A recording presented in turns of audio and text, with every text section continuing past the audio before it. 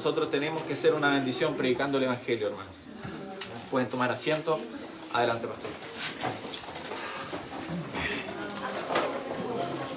Ok, en este momento vamos a permitir que los profesores del culto infantil de escuela dominical suban al segundo piso con los niños.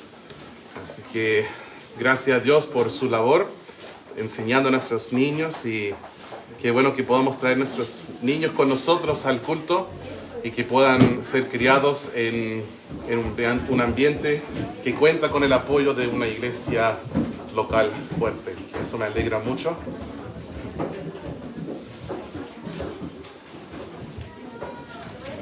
Esta clase es a partir de los 5 años y es hasta los 11 años. Si Dios permite, nosotros en el futuro podremos tener más clases.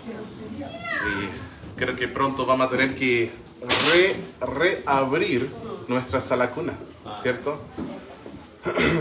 Bien. Ok, yo creo que ya estamos listos. Hermanos, mi mensaje se llama ¿Debe un cristiano tomar? ¿Debe un cristiano tomar? El título del mensaje no es ¿puede un cristiano tomar? Esta no es la pregunta. La pregunta que he escogido es que si debe hacerlo. ¿Debe un cristiano tomar? A esta pregunta respondo rotundamente: no. Los cristianos no deben tomar.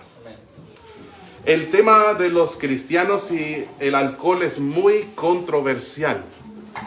Y ha habido muchas peleas por el mismo. Incluso estuve escribiendo hoy en la mañana con James Hurd, el que va a estar dando nuestro módulo sobre la vida de Pablo. Y me dijo: estoy orando por ti, por los servicios que van a tener hoy. Él es un gran amigo, siempre estamos orando unos por otros. Y le dije: gracias, hermano, ore que no me tiren piedras por el mensaje que voy a dar. Y él me dio una buena idea. Dijo que debo volver a colocar la mampara de acrílico aquí. Dijo: si el púlpito es grande, te puedes incluso esconder detrás del púlpito. Pero sí, es un mensaje controversial, esto lo entiendo. Pero yo creo que en viejos días pasados no era controversial. Era normal. Y nosotros seguimos con las mismas convicciones que nuestros antepasados tenían. Espero poder exponer de manera simple por qué las Escrituras enseñan que un cristiano no debe tomar. Mi meta con esta enseñanza no es pelear con alguien que tiene la contrapostura. Mi meta es esta: o convencer a un sincero buscador que está en el cerco, pensando ¿por qué lado voy? O fortalecer a los que ya tienen la postura bíblica de que un cristiano no debe tomar. Voy a tener que dividir el mensaje en dos porque es largo. Entonces ese va a ser la parte 1, ¿sí? Y parte 2 vendrá pronto. Temas principales de este mensaje. El primer punto principal que voy a dar es que la borrachera es pecado. El número 2, el vino bíblico puede ser alcohólico o no alcohólico, dependiendo del contexto. Número 3, algunas advertencias bíblicas en contra del alcohol. En el segundo mensaje, la parte 2, voy a evaluar razones específicas de por qué los cristianos no deben tomar, ni en moderación. Además, con la segunda parte del mensaje vamos a investigar algunas de las dudas específicas que a veces la contrapostura propone, ¿ya? Para responder dudas específicas que personas a veces presentan, como por ejemplo, ¿Jesús hizo vino? Quizás lo han escuchado. Pablo dijo a Timoteo que tomara un poco de vino para sus muchas enfermedades. Algunos de estos argumentos que se da, ¿ya? Y en el otro mensaje vamos a responder específicamente a estas preguntas. Y si tienes otra, porque yo solo tengo 4 preguntas en mis preguntas frecuentes que voy a responder, son las que más he escuchado. Entonces, si tienes otras preguntas, por favor escríbeme para que las pueda incluir ahí para responder a dudas frecuentes que a veces se presentan. Bien, yo no sé si el gas está apagado o no, pero si pueden apagarlo de la parte de atrás, cerrar nomás, porque ya está suficiente temperada el lugar. Bien, o quizás estoy transpirando por nervios. Puede ser también. No. Ok, hermanos, empezamos con este punto. La borrachera es pecado. Se puede empezar con este punto indiscutible de la Biblia. No hay ninguna persona en todo el mundo que dice yo soy creyente en la Biblia que podría decir la borrachera no es pecado. Este es un punto fundamental para esta conversación. La borrachera se describe de diferentes maneras, con diferentes palabras en diferentes países, como por ejemplo estar ebrio, una palabra bien común, embriagado, o como palabras que son como más comunes en el pueblo, como curado, por ejemplo. Quizás no es una palabra técnica, pero se ocupa mucho, ¿cierto? Acá en nuestra ciudad, que alguien está curado, y yo sé que si preguntáramos podríamos darme quizás 10 o 20 más palabras para decir que la persona está cocida, o no sé qué otra palabra se ocupa, pero hay muchas palabras que se dice para decir emborrachado. ¿Qué significa? Significa que una persona ha bebido una cantidad de alcohol que aún el mundo perdido reconocería como exceso.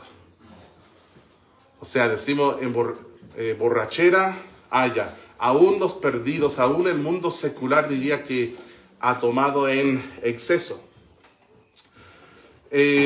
Además de, más encima de ser un mandato bíblico que Dios nos dice, no os embriaguéis, ¿cierto? Con vino, con lo cual hay disolución. En Efesios 5:18, sino sed llenos del Espíritu, ¿ya?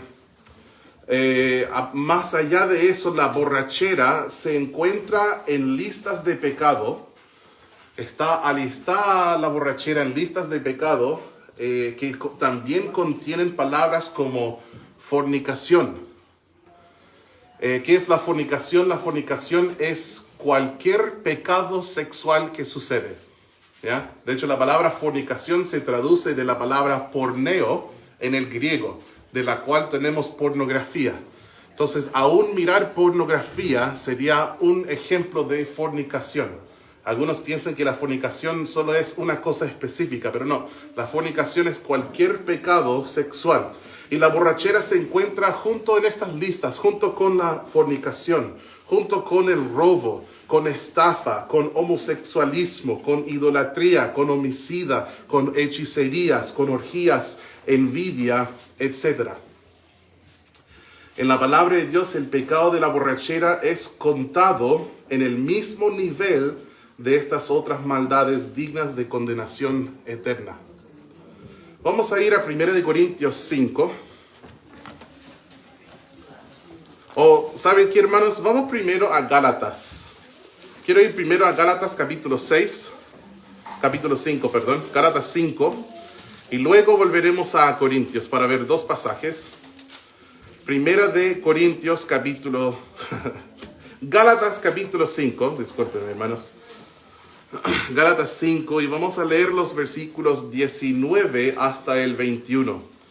Aquí nosotros tenemos un pasaje clásico sobre la carne y sobre el espíritu, y gracias a Dios por el hermoso pasaje sobre el espíritu que habla del fruto del espíritu. Antes de esto nos habla de las obras de la carne.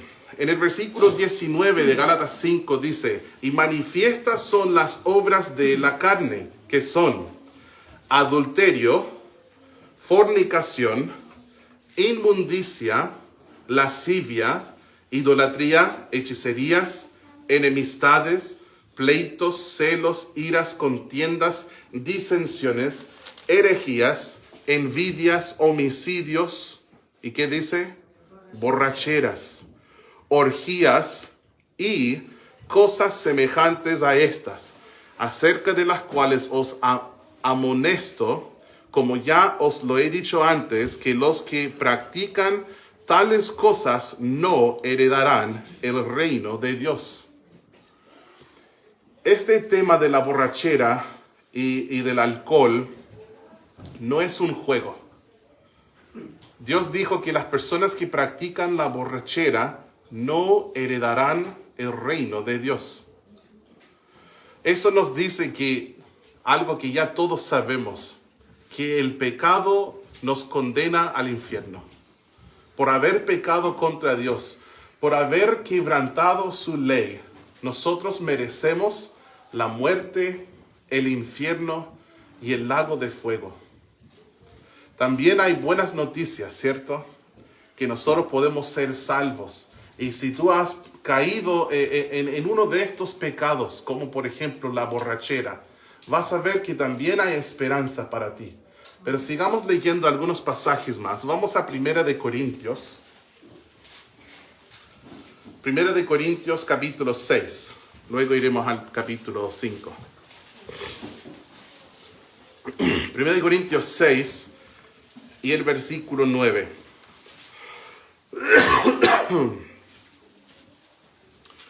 1 Corintios 6, 9 dice: ¿No sabéis que los injustos no heredarán el reino de Dios? Hermanos, ¿se acuerdan de lo que nosotros estudiamos el miércoles? Si lo perdiste, perdiste un gran pasaje de la palabra sobre la coraza de justicia, ¿cierto? ¿Se acuerdan que vimos dos aspectos de la justicia en la palabra de Dios? Un aspecto tiene que ver con nuestra salvación y nuestra posición delante de Dios. Una vez que tú nazcas de nuevo y eres salvo, Dios en este momento toma a un pecador injusto y lo declara perfectamente justo o justificado con la justicia de Cristo. Eso sucede en el momento de la salvación y uno posicionalmente es declarado justo en los ojos de Dios. Después también vemos una justicia práctica en el diario vivir y cómo esta justicia práctica es la coraza de justicia que se menciona en Efesios. Bueno, aquí dice: ¿no sabéis que los injustos no heredarán el reino de Dios? No erréis. No cometas error en ese punto. Ni los fornicarios, ni los idólatras, ni los adúlteros, ni los afeminados, ni los que se echan con varones, ni los ladrones, ni los avaros, ni los borrachos, ni los maldicientes, ni los estafadores heredarán el reino de Dios. Esto es muy parecido a lo que nosotros leemos en Gálatas capítulo 5, el versículo 21, que dice: los que tales cosas practican no heredarán el reino de Dios. Aquí dice, las personas alistadas aquí no heredarán el reino de Dios. Pero en el versículo 11 es donde entra la esperanza, es donde entra la maravillosa gracia de Dios, que afecta cosas como el gran testimonio que escuchamos de un hermano en Cristo hace momentos aquí en el púlpito, diciendo que yo antes practicaba el tráfico, yo antes consumía cocaína, yo antes consumía alcohol y marihuana y vivía en todo lo que vivía mi amigo que ahora está encarcelado. Pero hace 2 años, desde que yo nací de nuevo, no he tocado estas cosas. Amén. Hermanos, solo Dios puede hacer esto. Amén. Solo Dios puede hacer esto. Cuando una persona nace de nuevo, una persona injusta, porque no hay justo ni aún uno, y esa persona cree en el Evangelio, se arrepienta para con Dios y tiene fe en Jesús como Salvador, esta persona nace de nuevo y ahora es una persona justificada. Ah, pastor, entonces ¿nunca volverá a pecar? No, eso no es lo que la Biblia dice. Pero su vida no va a ser clasificada caracterizada por estos pecados. No va a ser su vida, no va a ser su diario vivir. Significa que no puede equivocarse, todos nos equivocamos. Y si tú dices que yo no tengo pecado, eres un mentiroso. Estás tratando de hacer a Dios un mentiroso. Y la verdad no está en ti. Todos pecamos. Pero la diferencia es que antes era esclavo del pecado y mi vida se caracterizaba por ser pecador. No es que caí una vez en borrachera, era un borracho. Porque aquí dice los borrachos, ni los borrachos heredarán el reino de Dios. Y el versículo 11 dice esto. Dice: y esto erais algunos. Yo amo esta frase. A veces esta frase no se entiende tan bien como en nuestro lenguaje común en América Latina. Erais quiere decir vosotros, quiere decir ustedes eran. Ustedes eran así. Entonces cuando dice, y esto erais algunos, está diciendo, algunos de ustedes eran así. Yo estoy mirando idólatras, ex idólatras, estoy mirando ex borrachos, ex estafadores, ex maldicientes, ex avaros, ex fornicarios, ex afeminados. Dice, y esto erais algunos. Y amo el resto del versículo. Dice, mas ya habéis sido lavados por la sangre de Cristo. Ya habéis sido santificados. Dios te apartó para sí mismo y ahora tu posición delante de Él es un santo. Dice, ya habéis sido justificados en el nombre del Señor Jesús y por el Espíritu de nuestro Dios. Justificado, declarado justo en los ojos de Dios por la fe en Cristo. Ya no más condenado, sino justificado por la fe en Cristo.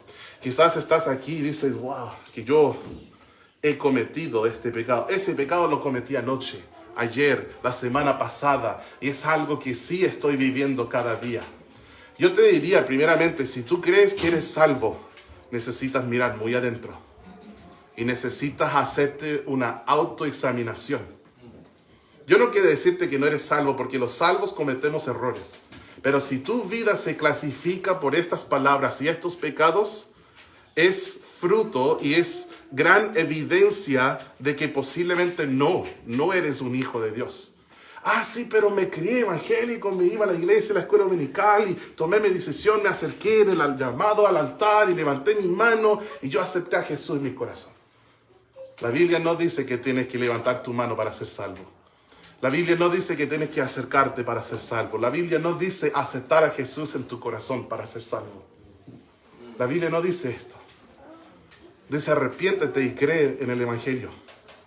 Tiene que haber un arrepentimiento, un cambio de mente en cuanto a Dios, en cuanto a ti, en cuanto a tu pecado. Y tú tienes que poner toda tu fe en lo que Jesús hizo por ti en la cruz. Aceptar a Jesús puede ser tan sencillo como ir a comprar una nueva chaqueta en la ropa americana. Vas probando diferentes chaquetas, de repente una te queda bien y dices, genial, la acepto. Jesús no es así. No es que diga, ¿sabes qué? Voy a probar el budismo. No me gustó mucho. Voy a ver qué tal eso de Alá, de los musulmanes. No me gustó mucho. A ver, el Jesucito, el Diosito de los evangélicos. ¿Sabes qué? Me queda bien por ahora por lo menos. Así que yo acepto a Jesús en mi corazón. Esto no es salvación, hermanos.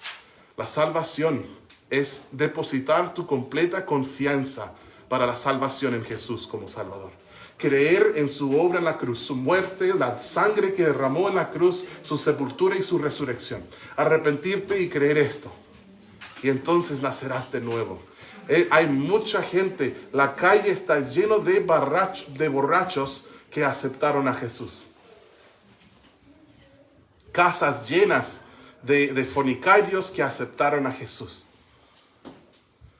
Lugares de venta llenos de ladrones y mentirosos que aceptaron a Jesús en el corazón. Hermanos, la salvación transforma al pecador. Le cambia por completo. Y ese es el tipo de salvación que nosotros deseamos. Y este es el tipo de salvación que el Espíritu Santo milagrosamente obra en el corazón de la persona cuando le hace nacer de nuevo. No por carne, no por voluntad de hombre, sino por el Espíritu Santo. Esta es la salvación que necesitamos. Y cuando es así, podemos decir, y esto erais algunos de vosotros. Pero ya habéis sido lavados, ya habéis sido santificados, ya habéis sido justificados. No por obras de justicia que nosotros hubiéramos hecho, sino por su misericordia, por la gracia de Dios por medio de la fe. Pero lo que nosotros podemos ver en esta lista está claramente descrito que la borrachera es un pecado digno del infierno y el lago de fuego, para no heredar el reino de Dios. Miren lo que dice en el capítulo anterior, 1 de Corintios, En mi Biblia está en la misma página, capítulo 5, versículo 9. Este es un pasaje que tiene que ver con la disciplina de la iglesia. Dice, os he escrito por carta, y déjenme, sería bueno definir ese término primero. ¿De qué hablamos cuando hablamos de disciplina de la iglesia? Cuando hay una persona adulta, joven, quien sea, hombre, mujer, que está viviendo en un pecado sin arrepentirse, como por ejemplo los pecados descritos aquí en este versículo, o si es una persona enseñando falsa doctrina, la palabra de Dios nos da un protocolo de cómo acercarse a esta persona y posiblemente tener que remover a esta persona de la membresía de la iglesia para que su levadura no leude toda la masa. Ese es un tema para otro día que podemos desarrollar más. Pero aquí nos dice entonces acerca de eso, dice, os he escrito por carta que no os juntéis con los fornicarios, no absolutamente con los fornicarios de este mundo, o con los avaros, o con los ladrones, o con los idólatras, pues en tal caso sería necesario salir del mundo. ¿Qué está diciendo? Dice, no te juntes con ese tipo de personas, pero no estoy hablando de perdidos que son así. Acuérdense que Jesús fue amigo de pecadores. No está diciendo, no te juntes con un borracho. No está diciendo, vamos a ver, no te juntes con un borracho que afirma ser hermano en Cristo. Eso es lo que está diciendo. El siguiente versículo, el 11, dice, más bien os escribí que no os juntéis con ninguno que, llamándose hermano, fuere fornicario, o avaro, o idólatra, o maldiciente, o borracho, o ladrón. Con el tal ni aún comáis. Entonces, ahí, hermanos, nos incluye en esta lista de pecados tan grave. Quería seguir leyendo hasta el 13. Dice, porque ¿qué razón tendría yo para juzgar a los que están afuera, los que están fuera? ¿No juzgáis vosotros a los que están dentro? Porque a los que están fuera Dios juzgará. Quitad pues a ese perverso de entre vosotros. Entonces, en la congregación de Corinto tenían un gran problema y se describe en el versículo 1. En el versículo 1 había un hombre que estaba teniendo relaciones sexuales con su madrastra, con la esposa de su papá. Y entonces él está escribiendo acerca de la disciplina de removerle a él de la congregación. ¿Ya? ¿Me siguen, cierto? Junto con eso dice, pero también con los borrachos y otros en la lista. Ya, la borrachera es pecado. Esto no se puede negar. Y es un buen primer punto para partir en esta conversación. Hay un proverbio, no bíblico, no recuerdo si creo que es un proverbio japonés, si no me equivoco, ¿ya? Pero el proverbio dice, se ha dicho que primero el hombre toma la copa y entonces la copa toma al hombre. Ahí modifiqué un poquito el proverbio. El proverbio japonés es un poquito diferente. Dice, primero el hombre toma un sorbo, luego el sorbo toma un sorbo y entonces la borrachera toma al hombre o algo así. No me acuerdo cómo es. Pero primero uno toma la copa, después la copa toma al hombre. Y es un ciclo muy triste vivido. Hay demasiada evidencia secular para mostrar la naturaleza destructiva del alcohol.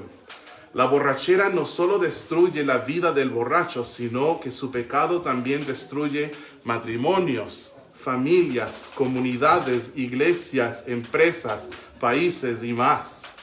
La borrachera es un pecado malvado y esto es innegable. De hecho, podríamos pasar por cada uno, incluyéndome a mí, y cada uno tenemos anécdotas de cómo me ha afectado a mí negativamente el alcohol y la borrachera. O si no a mí, quizás a un pariente, a un amigo, pero todos tenemos anécdotas. Sin hablar de la ciencia, de la medicina, de toda la evidencia secular que hay, también están todas las anécdotas personales. Algo que yo he aprendido en mi vida es esto. Si no tomas, no te puedes emborrachar. Yo sé que es muy profundo.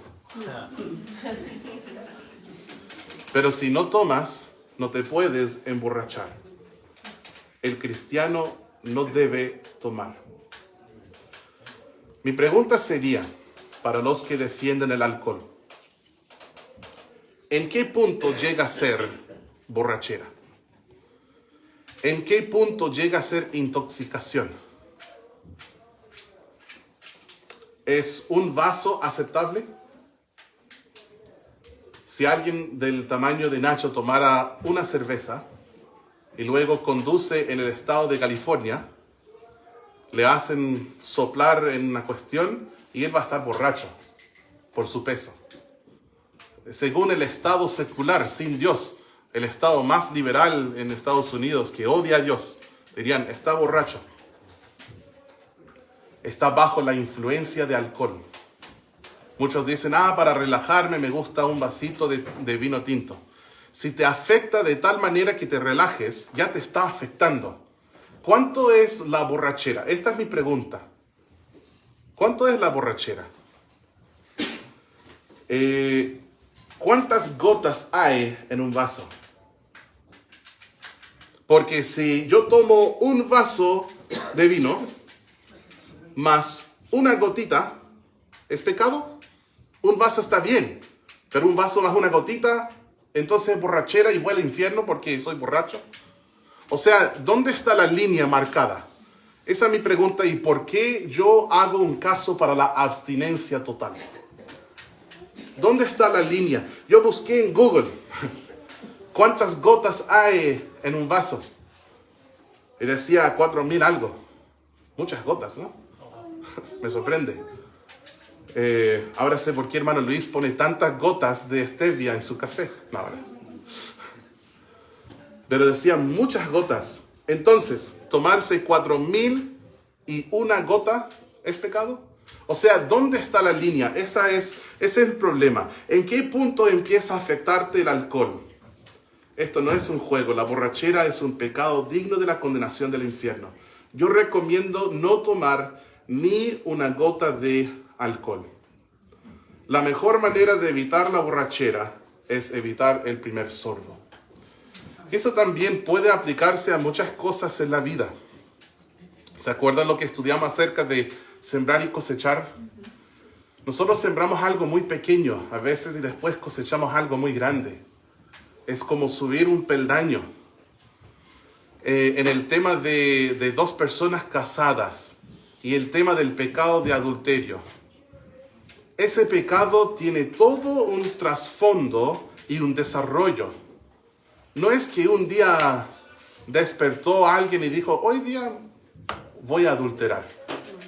No, primero empezó con un WhatsApp, o primero empezó con un Messenger, con Instagram, primero empezó con un abrazo que demoró más de un abrazo normal, o primero empezó con colocarse la mano en la parte del lumbago de la mujer, cuando quizás debías haberlo puesto arriba con un abrazo normal.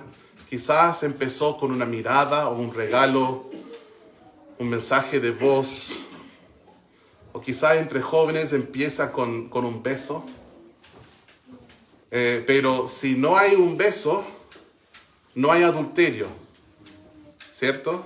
Si no hay estas conversaciones privadas inapropiadas, no hay adulterio. Si yo ni voy al bar, pero también sirven agua y Coca-Cola, no.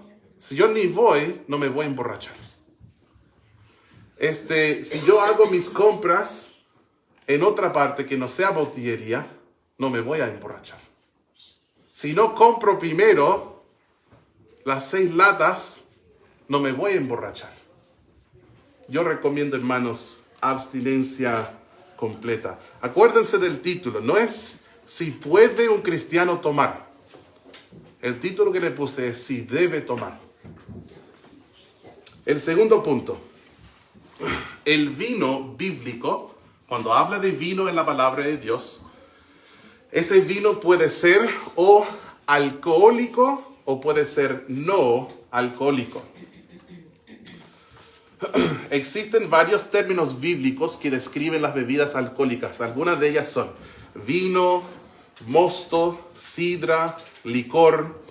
De estas palabras, quizás la más importante para esta conversación, esta discusión, es la palabra vino en el castellano. Las palabras traducidas, hermanos, aquí hay un punto fuerte, escúchenme bien, no nos distraigamos. Las palabras traducidas como vino en la Biblia son palabras genéricas que se usan para describir cualquier líquido que se exprime de las uvas. Entonces, vino en los lenguajes originales, por lo cual entonces en el lenguaje castellano es una palabra genérica que refiere al líquido exprimido de uvas. Este es que, hermanos, en la Biblia puede ser o alcohólico o no alcohólico. Y con esta simple verdad, los argumentos de muchos, que muchos usan a favor del beber alcohol, caen. El contexto inmediato de las Escrituras y el contexto entero de la Biblia siempre van a determinar si la sustancia llamada vino en cualquier pasaje bíblico es o alcohólica o no. ¿Ustedes saben cómo se llama el jugo de uva más vendido en todo el mundo? ¿Saben cómo se llama o no? Para Annie y para mí es fácil, porque es el jugo que está más vendido en Estados Unidos.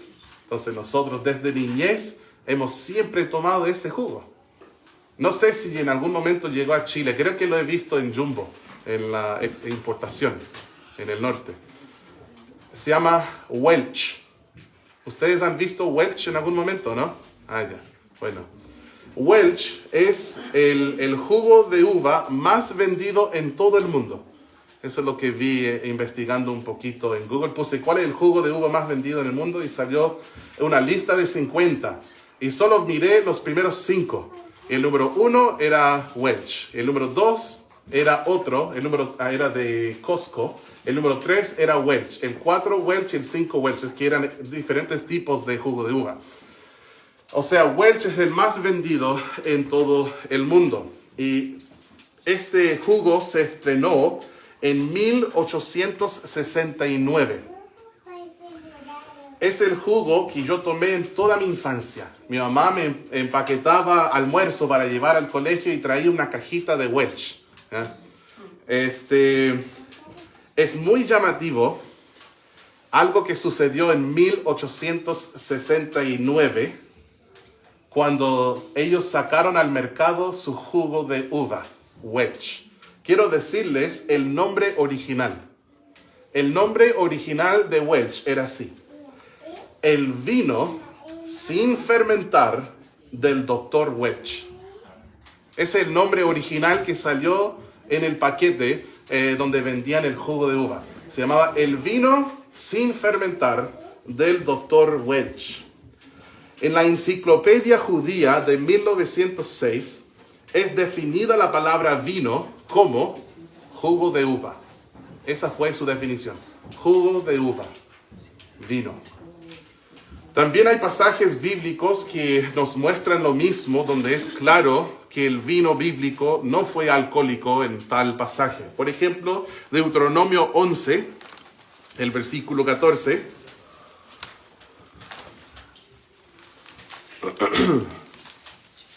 Vamos a ir a Deuteronomio 11.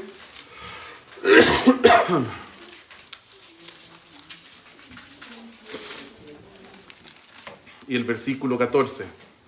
Dice: y yo daré la lluvia de vuestra tierra a su tiempo, la temprana y la tardía, y recogerás tu grano, tu vino y tu aceite. La palabra recoger tiene que ver con la cosecha. Y es imposible cosechar algo alcohólico. Entonces aquí no está hablando de un vino alcohólico. Él está hablando de regar la cosecha, después recoger el vino. Otro versículo, segundo de Crónicas, y en realidad, hermanos, hay muchos, pero segundo de Crónicas, capítulo 31. Solo quiero establecer esta verdad como un hecho de que el vino bíblico puede ser o alcohólico o no alcohólico. Segundo de Crónicas, capítulo 35 y el versículo 5.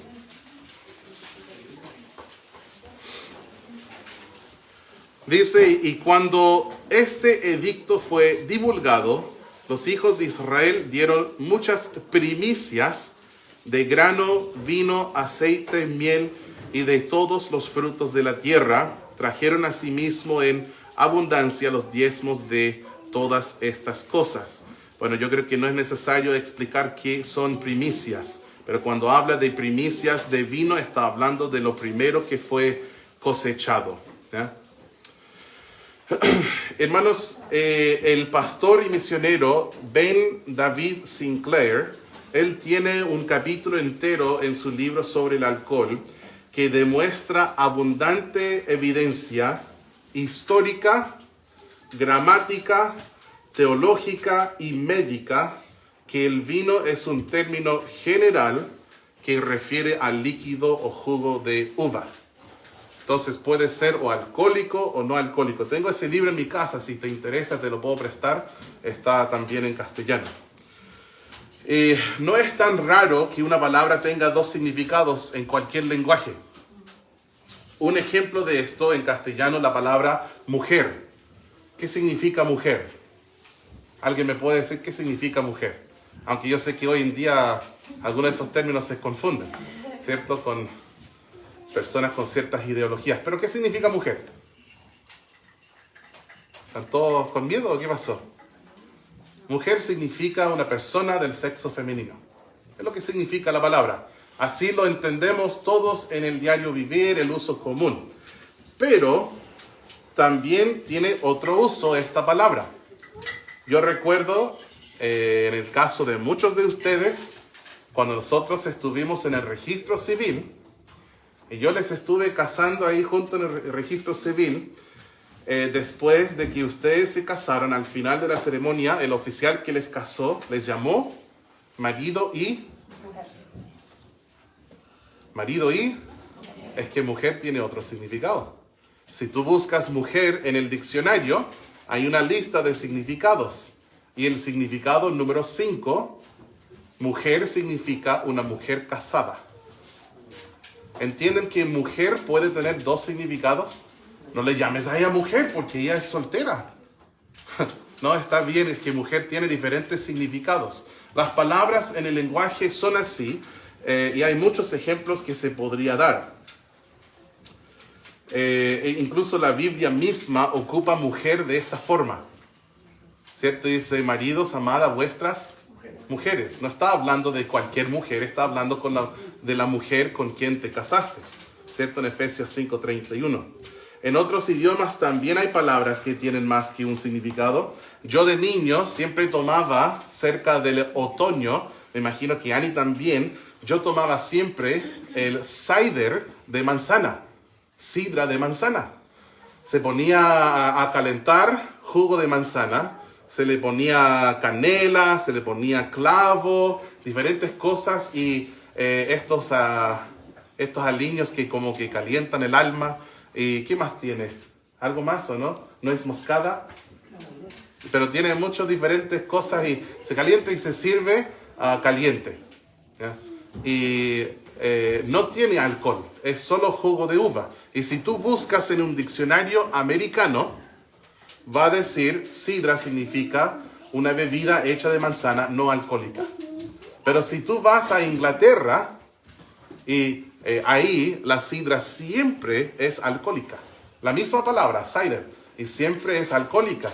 Y si tú buscas en un diccionario británico, dice jugo de manzana alcohólico.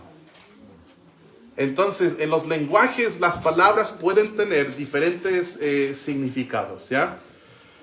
La palabra sidra en inglés puede significar una bebida alcohólica o no alcohólica, y la palabra vino en la Biblia puede ser igual, hermanos. Si el vino en tu vaso es simplemente jugo de uvas, entonces tómalo y toma todo lo que quieres. Pero si es alcohólico, el cristiano no lo debe tomar. Número 3, hemos visto que la borrachera es un pecado. Número 2, el vino bíblico puede ser alcohólico o no alcohólico. Y para este primer mensaje, no sé si esto se va a desarrollar en más de 2 mensajes, pero hasta ahora son 2. Número 3, advertencias bíblicas en contra del alcohol. Un cristiano no debe tomar bebidas alcohólicas porque la Biblia advierte fuertemente en contra de ellas.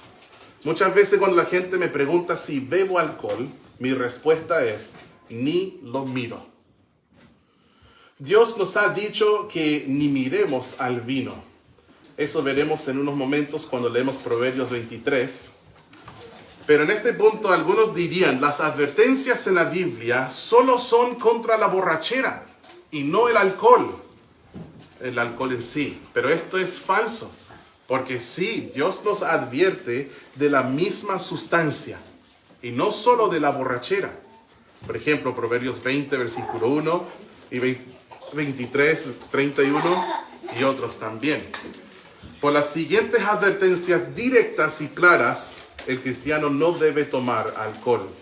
Aquí hay algunos pasajes bíblicos que advierten directamente en contra del beber alcohol. Vamos a Efesios 5, 18.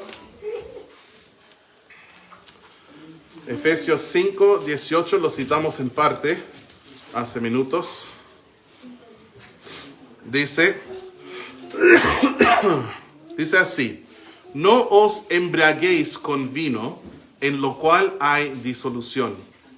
Antes bien, sed llenos del Espíritu. Sucede algo interesante lingüísticamente en este versículo que un gringo ve cuando lo lee, pero quizás en otros lenguajes no lo ve tan claramente. Si tú entras a un gran supermercado, si puedes imaginar uno como Unimark o Líder o Jumbo en Estados Unidos, hay la parte de verduras, hay la parte de pastas, la parte de lácteos, parte de congeladas, hay todas las partes diferentes, ¿cierto? Y cuando tú te acercas a la parte que normalmente está más oscura, que es la parte del alcohol, del trago, arriba siempre dice vino y espíritus. En inglés, wine and spirits. La palabra spirit o espíritus en inglés refiere a los tragos. ¿Por qué? Porque cuando tú tomas alcohol, entra a ti, te afecta y te controla como un espíritu controla a alguien. Entonces aquí cuando tú lees, no os embriaguéis con vino, en lo cual, iba a decir con lo cual, en lo cual hay disolución, sino sed llenos del Espíritu. En la mente gringa lo leemos así: no te llenes con espíritus, llénate con el Espíritu. No te llenes con espíritus con E minúscula, sino con E mayúscula. Porque Dios quiere que nosotros no seamos influenciados por el alcohol, que a veces se le denomina en mi lenguaje materno como valentía líquida. En castellano se dice eso, ¿no? Y en las películas dicen, debe hacer algo difícil. Y, vamos, valentía líquida. ¿Por qué? Porque te afecta,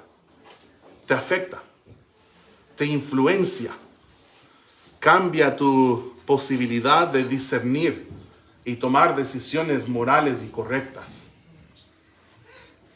Entonces es como que un espíritu te está controlando.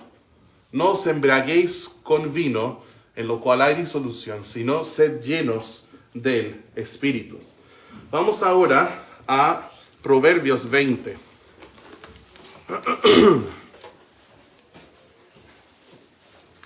Proverbios capítulo 20, el versículo 1.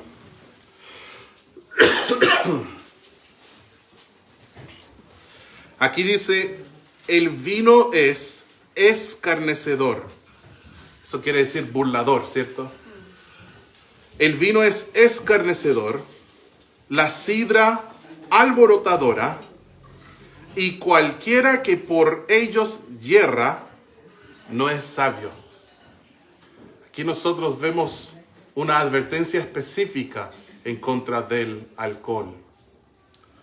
Proverbios 23, versículos 29 al 35.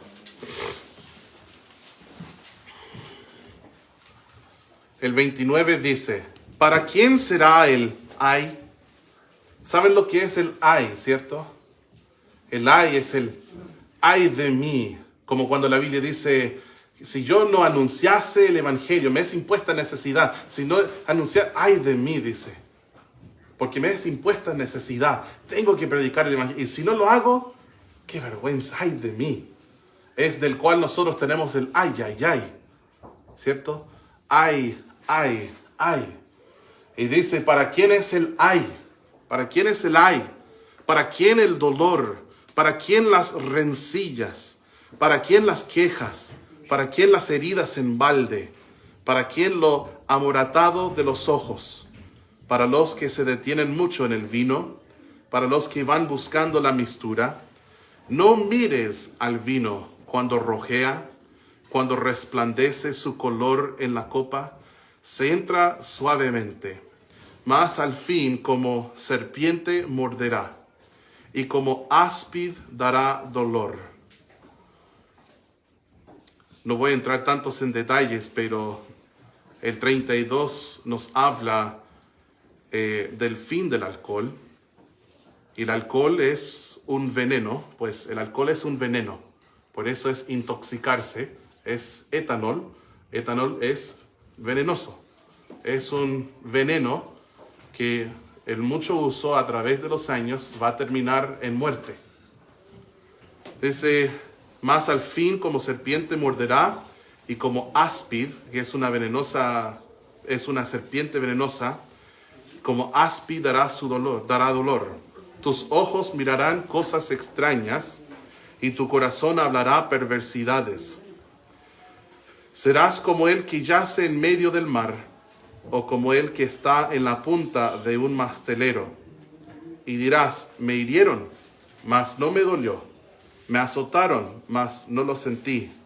Cuando despertare, aún lo volveré a buscar. Esa última frase nos indica un poco sobre la naturaleza de adicción con el alcohol. Y hay esperanza para los adictos. Cristo puede romper cadenas. Si el Hijo os libertare, seréis verdaderamente libres. Cristo puede romper estas cadenas. Tenemos otras advertencias acerca del alcohol. Vayan conmigo a Romanos capítulo 13.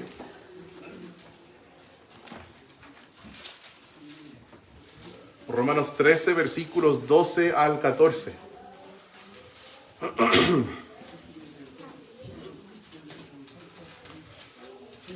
Romanos 13, versículo 12. Dice, la noche está avanzada y se acerca el día. Desechemos pues las obras de las tinieblas y vistámonos las armas de la luz. Estamos hablando un poco sobre esto los días miércoles. Te animo a venir los miércoles, estamos estudiando sobre las armas de luz, la armadura de Dios. Andemos como de día, honestamente, no en glotonerías y borracheras, no en lujurias y lascivias, no en contiendas y envidia, sino vestíos del Señor Jesucristo y no proveáis para los deseos de la carne. Hermanos, esta frase de no proveer para los deseos de la carne es de mucha ayuda. Es de mucha ayuda para enfrentar el pecado y ser victorioso. Si tú luchas con glotonerías, no vayas a comprar una bandeja de 20 facturas para tenerla en la mesa. Si todo el día es que es solo una factura. Después, bueno, solo es una factura, solo una más, Si tú tienes un problema con alcohol, haz tus compras en un lugar donde no venden alcohol. Yo recuerdo de nuestro antiguo local, justo enfrente hay un negocio que se llama La Estrella. Ellos no venden alcohol. Entonces yo siempre hacía mis compras ahí, porque quería apoyar a una familia que no vende alcohol. Me gusta. No es que no vaya a un lugar que venda o que sirva alcohol, no es así, pero si tengo la oportunidad me gusta apoyar a esos pymes. Pero si tú tienes un problema, sería bueno encontrar lugares como Estrella para comprar de lugares así. En el negocio Trapananda, en la esquina cerca de mi casa, nos venden alcohol. Ahí también podrías comprar. Cerca de tu casa, sin duda, también hay lugares. Especialmente no debes estar comprando en una botillería, porque la tentación va a ser muy fuerte. Yo nunca luché con el pecado de borrachera. Entonces yo puedo entrar en una botillería, no me pasa nada. Pero hay otros que no es así. Que no es así. En California no me gusta acercarme a la playa. No me gusta la playa. Porque hay mujeres que caminan en bikini en toda parte. Y no me gusta eso. No me gusta proveer para los deseos de la carne. Porque mi carne dice, oh, mira, y tengo que tratar de conducir así. Porque en todo lugar hay sol todos los días en California. Si yo voy a la playa en California, me gusta ir de noche. Porque ahí hace frío y se visten todas. Pero tú no tienes que proveer para la carne. Si tú tienes un lugar en tu vida que es un lugar que en el pasado ha significado pecado, y todos los días vas al trabajo y hay dos rutas, y una ruta pasa por ese lugar y la otra ruta no, anda por la otra ruta. No proveas para los deseos de la carne. Nos dice que nosotros somos hijos de luz, no de tinieblas, así que debemos andar como de día y no de noche. Debemos andar como de día, y eso va a significar que nosotros no andamos en borracheras. Aquí tenemos otra advertencia contra el pecado. Primera de Tesalonicenses, capítulo 5. Podemos terminar con este pasaje, hermanos. Aunque tengo mucho que decir, lo vamos a decir en otro momento. Nacho, no sé cómo estarán en el segundo piso, pero podrías ir a preguntar y si necesitan refuerzos. No sé si mi mensaje se alargó un poco, pero ya vamos a terminar en 2 minutos. Primera de Tesalonicenses, capítulo 5, versículos 7 y 8.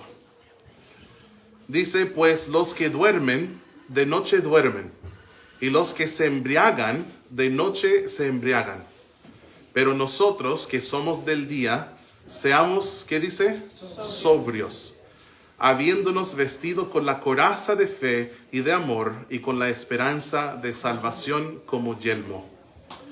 Hermanos, nosotros, si vamos a poder estar firmes en el Señor, listos para luchar como soldados de Cristo, necesitamos estar sobrios. La borrachera no te permite estar sobrio. Hay un programa famoso que es Alcohólicos Anónimos, ¿cierto? Y me alegro por programas así, pero igual falta un ingrediente esencial, ¿cierto? Se deshace de un vicio y normalmente o vuelve al vicio o lo reemplaza con otro vicio. Lo que falta es Cristo, es el Señor Jesucristo. Y no un poder mayor, como dicen, Jesús, ¿cierto? No cualquier poder superior, Jesús. Es el ingrediente que falta. Y les dan una moneda cuando tienen un mes, cumplen un mes de no tomar, y es como una moneda, una medalla de sobriedad, por estar sobrio por tantos días. Y si ellos toman un sorbo, ya no son sobrios. Entonces, cuando yo entiendo la palabra sobrio, yo entiendo ni una gota. Eso es lo que yo leo cuando veo la palabra sobrio.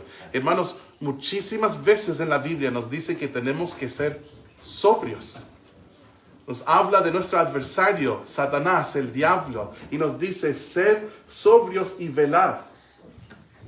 Porque vuestro adversario, el diablo, como león rugiente, anda alrededor buscando a quien devorar. Pero hay muchos pasajes que hablan de ser sobrio. Y eso es lo que nosotros necesitamos. Necesitamos ser sobrios. El versículo que estábamos leyendo, 7 y 8, dice, pero nosotros que somos del día, seamos sobrios, habiéndonos vestido con la coraza de fe y de amor y con la esperanza de salvación como yelmo. Con este mensaje se llama, ¿debe un cristiano tomar? Parte 1, mi respuesta con mucho énfasis y convicción, no debe tomar. Espero que sea de bendición, de